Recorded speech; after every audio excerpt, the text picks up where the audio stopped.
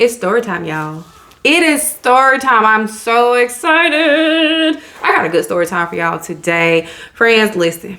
We really about to get into some things. If you're new to this channel, y'all, please click the subscribe button. Turn on your notification bell. We get down over here and we talk about everybody business.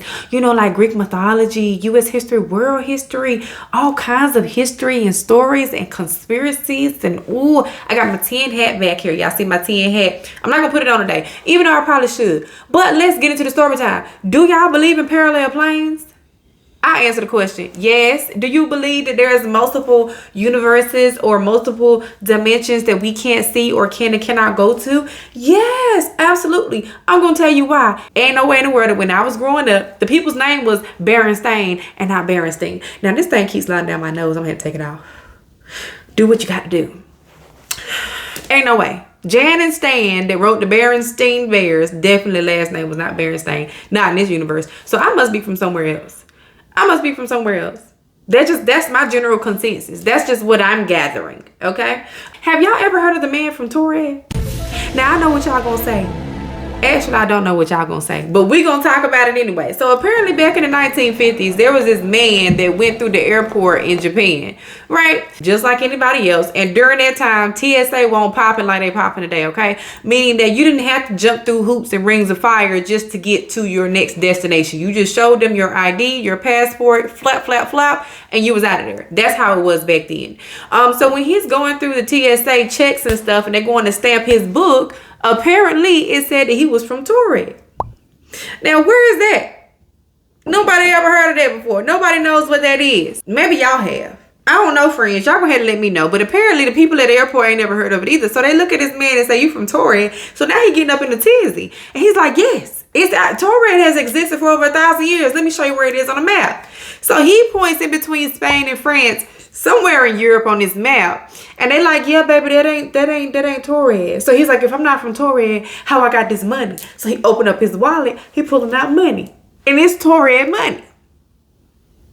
And he's got yen and Japanese or whatever other kind of money that he's got in his wallet. So now the people is like, what's going on? Well, can you tell us your date of birth? He's like, this is when I was born. This is where I'm from. This country has existed over 1,000 years. I don't know what y'all problem is. I come up and through this airport all the time. So now they're like, you come through all the time. He's like, look at it. Look at my passport. Look at it.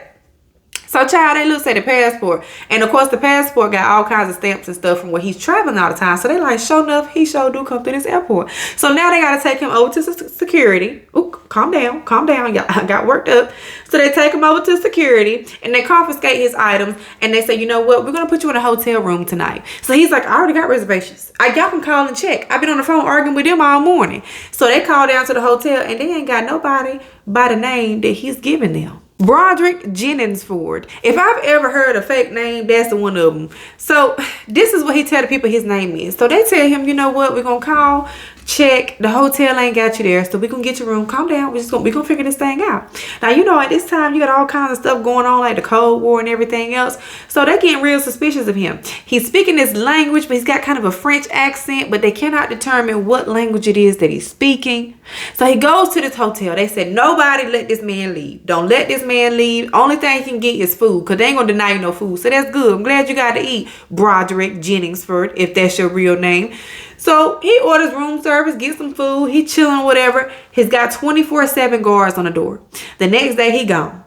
His stuff that he came to the hotel room with is gone. The airport checks the security box that they had his passport locked in. It's gone. Now, this is very strange because how could he have gotten his things from the airport when they was under lock and key? Now, you could have maybe snuck out of the room. Who knows? But how you get your stuff from the airport? So people seem to think that he was from another dimension. And the night that he was being watched, he started complaining of a headache. So they claim that he probably was switching back to his dimension.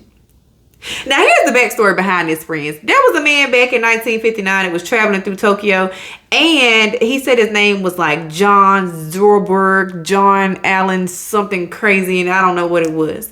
And he had his passport. He said he was from Tuareg, and he named these towns, and he had this fake money and checks and all kinds of stuff. And he was really a fraudster. He was defrauding the government, and he was traveling. And he was saying that he was on the order of some consort or, you know, prime minister, whatever he was doing. So they was treating him like royalty, baby, and he was frauding them and getting a bunch of free stuff. And so in 1960, a judge sentenced him to a year in prison for what he had done, and nobody has heard from him since. They don't know what happened to him. They don't know what he did. They assumed that he was really from Algeria. His wife moved back to South Korea. She became a citizen of that country again. And at the time, he was around about 36 years old. So actually, this story originally stems from this fraud that happened, but most people think this is a real story. I don't know. You have to tell me what you think. They feel like this man came from another dimension, or either he was some type of spy, or, you know, it's just an unexplained mystery. I don't know, friends, but I do have another story. But y'all hold on to y'all horses, because I'm about to give it to you back to back to back to back to back. No, that's not it. That won't it, was it, y'all? Like, I do embarrassing stuff. Don't tell nobody else I did it. We gonna keep that between us because we friends and we comfortable. We could do that. Now, this story, the man ain't got no name, but kind of a sad story. Okay. He was actually from San Diego, El Cajon to be exact. One time for San Diego, friends. One time for San Diego. I love San Diego. I love even El Cajon. Anyway, so he's from El Cajon, and he says he's growing up there with his dad, and his dad works for the city, and he lives in these apartments called Lemon Vine, not Lemon Grove. I know some of y'all think I'm about to say Lemon Grove, but nope, Lemon Vine. And he says around the age of like 8 years old, he goes and he moves with his grandparents in Riverside, which is like an hour and a half, 2 hours away from San Diego. So he goes to live with his grandparents in Riverside, and while he's there, he sees this rattlesnake in the garden, and they have like this farmhouse and all this. So he decides to chase the rattlesnake down. Why you do that, friend? Why you do that? So when he chased the rattlesnake down, he catches it in this barn or shed structure, and he says, you know what? I'm gonna go tell my granddaddy, my grandparents, like, look what I did. I caught the snake, blah, blah, blah. Well, he didn't catch it, but he cornered it. And when he goes back in the house, he notices that all the furniture is different. Now, that would have been red flag number one. I would have been thinking, am I having a stroke? You know, y'all know how I am. I would have been like, am I having a stroke? What's going on? So he's checking around the house. The walls are different. There's blue wallpaper now. Now, I would have probably been like, okay, the wallpaper nice. Maybe they was in here moving something around. I don't know. But he's a kid. He's like 8 years old. So now he's starting to panic. There's no one in the house. So he runs out of the front door, runs across the street to the neighbor's house. But as he's running to the neighbor's house, he notices that the whole neighborhood looks different. Same houses, but different cars, different colors. So he's banging on the door anyway, just trying to have some kind of hope, you know, like, what's going on? Somebody else answers the door. So now he's really freaking out. And they freaking out too. So they call the police. Police show up, take him downtown to the slammer. He didn't get locked up, but he was, you know, where the slammer is. And he says, look, I can fix all of this. Call this number right here. This is my parents' numbers, my grandparents, whomever.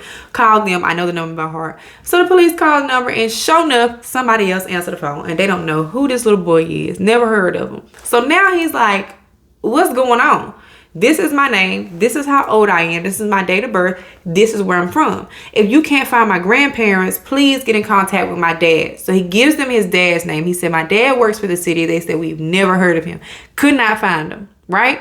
So then he says, okay, well, look up Lemon Vine Apartments. This is my address back in El Cajon. So they look it up, and sure enough, they find the apartments, but the apartments now are named Merritt Manor, and there's no record or history of them being named Lemon Vine.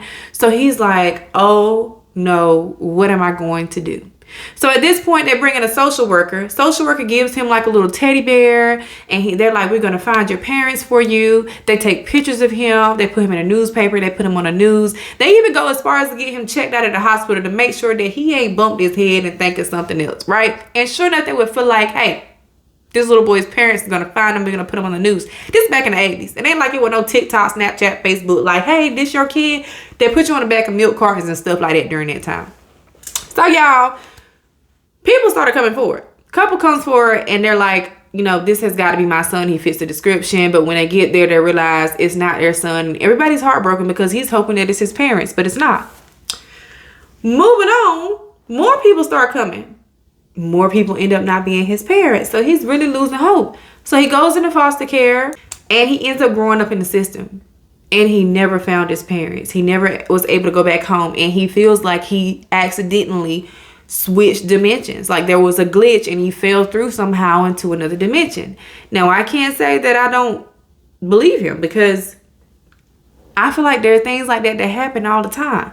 How many of y'all remember how Chick-fil-A was spelled? It ain't spelled like that today. How many of y'all remember how JCPenney was spelled? If you're old enough to remember, it is not spelled the same today. How many of y'all remember the movie Shazam with Sinbad?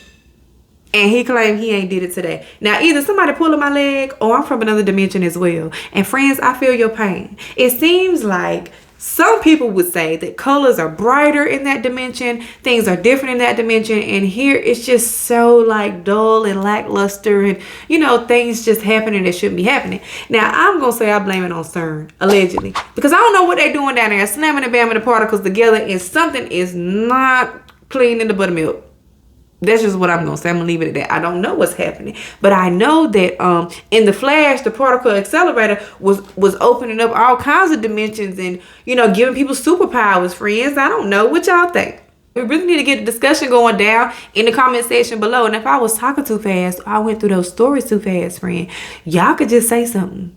Anyway, friends, until next time, I ain't got no more questions and I don't need to know. And I'm going to call y'all back later on. Bye.